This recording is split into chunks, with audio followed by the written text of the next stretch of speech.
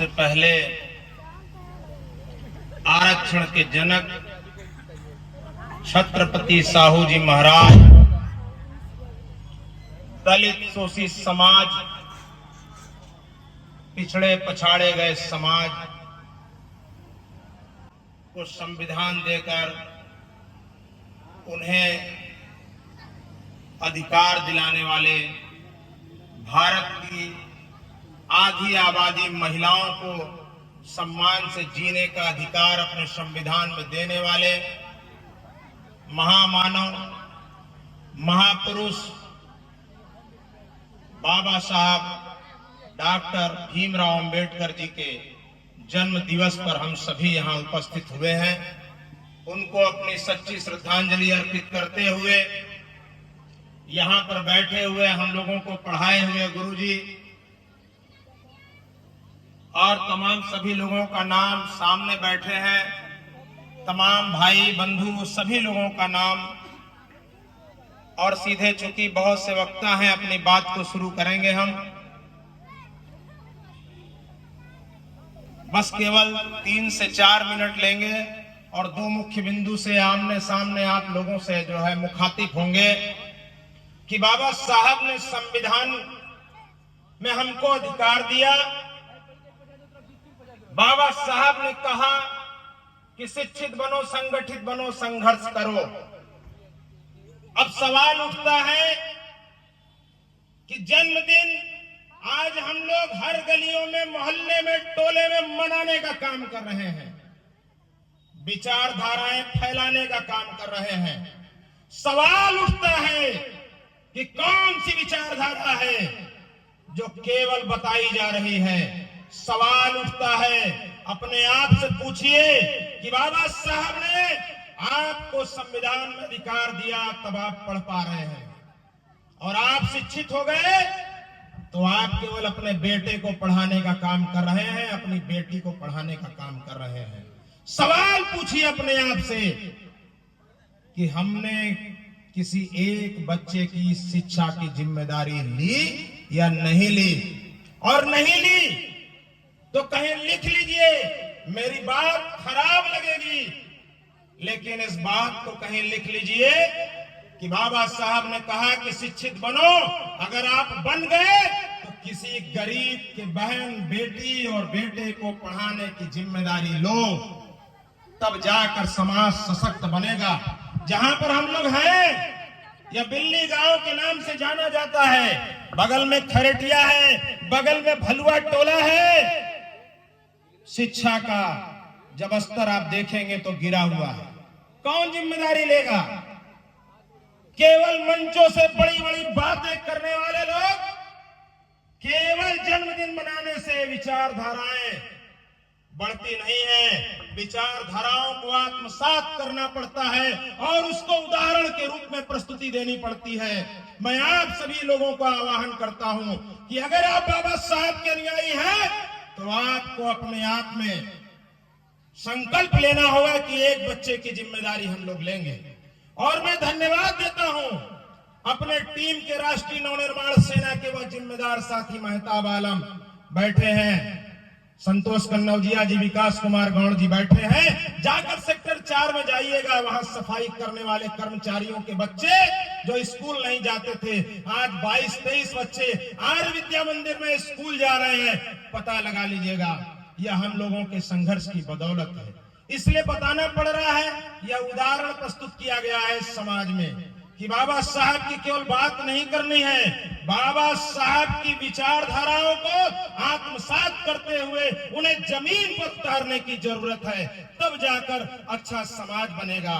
और बाबा साहब के बारे में सभी लोग आज बताएंगे, हमारे जितने भी वक्ता हैं, कि 14 अप्रैल को जन्म हुआ, पूरी कहानी बताएंगे। लेकिन मैं निचोड़ बता रहा हूं कि आपको संकल्प लेना होगा। और आज जब अगली बार हम लोग जन्म दिवस मनाने आए तो मैं आयोजक कर्ता से अनुरोध करता हूं कि 10 ऐसे लोगों का नाम ढूंढिएगा जो एक एक बच्चे की जिम्मेदारी लें। यहीं पर बिल्ली गांव का लड़का जो पैर से अपाहिज है, उसकी पत्नी भी अपाहिज है, कक्षा 6 में 2 बच्चों को पढ़ा रहा है और उसके पास पैसा नहीं है। जो जिम्मेदारी लेना चाहता है वो आगे आए, नहीं तो हमारी टीम उसकी जिम्मेदारी लेगी। 2 बच्चे हैं, उसके दोनों पति पत्नी अपाहिज हैं। यही दिल्ली गांव में यही रहता है, चौराहे पर, जानते होंगे लोग, सभी लोग विश्वकर्मा है। अभी स्कूलों के चक्कर काट रहा था, पूरे जिले में काट लिया, तो मुझसे मिला, मैंने कहा घबराने की बात नहीं है, राष्ट्रीय नवनिर्माण सेना आपकी जिम्मेदारी लेगी। यह मैं इसलिए बता रहा हूं कि मैं चाहता हूं, जब बाबा साहब को स्कूल से बाहर बैठा दिया जाता था, जब बाबा साहब को प्यास लगी थी और पानी के लिए कुआं था, पीने नहीं दिया जाता था, इतनी पीड़ा होने के बाद भी उठ खड़ा हुआ बालक और भारत का संविधान लिखकर हमको और आपको बोलने का अधिकार दिया, चलने का अधिकार दिया, और हम तो माताएं जितनी बैठी हैं, बहनें बैठी हैं, अरे आपको तो घर से निकलने का अधिकार नहीं था। माता सावित्रीबाई फूले को याद करेंगे, बाबा साहब ने संविधान में लिखा, और मैं धन्य मानता हूं आरक्षण के जनक छत्रपति साहू जी महाराज ने, जिन्होंने सबसे पहले कहा था कि बाबा साहब आने वाले दिनों के नेता होंगे, और आरक्षण देकर बाबा साहब को पैसा देकर भेजने का काम किए थे छत्रपति साहू जी महाराज। और आज दूसरा विषय यह छोड़ के जा रहा हूं कि हम लोग सभी लोग मानसिक गुलाम हो चुके हैं। कैसे? बाबा साहब ने संविधान में हमें राजा को भी, रानी को भी, नौकरानी को भी, हमको आपको सबको बराबर कर दिया।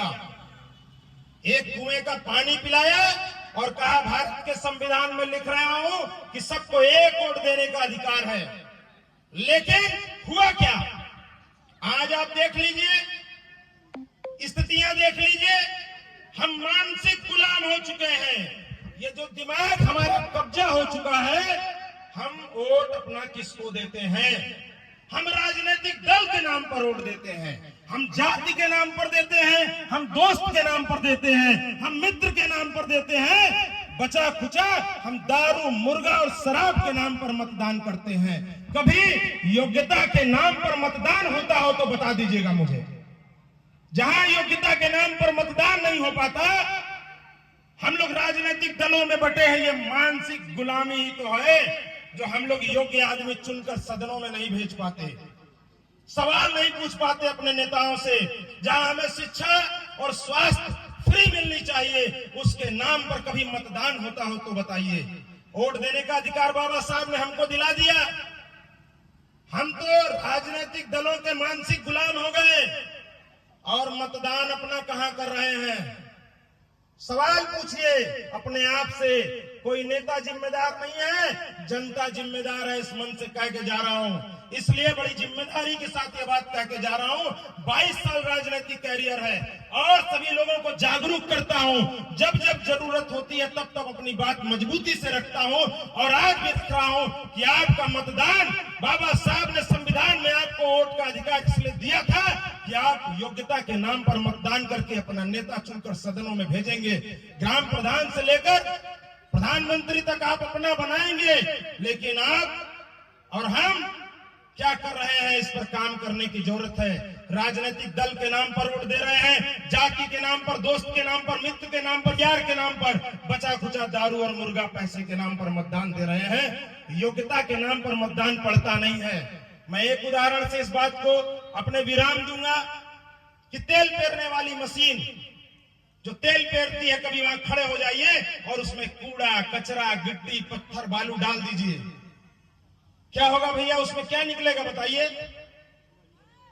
मशीन बैठ जाएगी। जब हमने वोट डालते वक्त राजनीतिक दल, जाति, दोस्त, मित्र, यार, सगे संबंधी, दारू, मुर्गा, पैसा चुना, हमने योग्यता की बात ही नहीं की, तो योग्य आदमी कहां से चुनकर जाएगा? ये बाबा साहब का अधिकार दिया हुआ है, बहुत आसानी से नहीं मिला है। जब पढ़ेंगे तो रोंगटे खड़े हो जाएंगे। तमाम संतों, गुरुओं और महापुरुषों ने अपना बलिदान दिया है, तमाम क्रांतिकारियों ने अपने प्राणों की आहुति दी है। भगत सिंह, सुखदेव, राजगुरु, राम प्रसाद बिस्मिल, अशफाक उल्लाह खां, राजेंद्र लाडी, खुदीराम बोस, सुभाष चंद्र बोस, क्रांतिकारी चंद्रशेखर आजाद ने अपने प्राणों की आहुति देकर इस देश की आजादी की नींव सींची है। तमाम संतों गुरुओं महापुरुषों ने अपना बलिदान दिया है। बस उदाहरण प्रस्तुत करने पर काम करने की जरूरत है। और यहाँ पर बैठे हुए सभी लोगों से मैं अनुरोध कर रहा हूं कि जब अगली बार हम लोग कार्यक्रम करें तो हर व्यक्ति एक एक बच्चे की जिम्मेदारी ले चुका होगा, दो दो बच्चे की जिम्मेदारी ले चुका होगा। और जो ले लिया है मैं उसको सच में मानता हूं कि बाबा साहब की विचारधाराओं को वही फैला रहा है, वही फैला रहा है। बस बाबा साहब के लिए इतना ही कि जो भरा नहीं भाव से, जिसमें बहती रसधार नहीं, वह हृदय नहीं पत्थर है, जिसमें बाबा साहब के लिए प्यार नहीं, प्यार नहीं। नमो बुद्धाय, जय भीम, जय सरदार। धन्यवाद।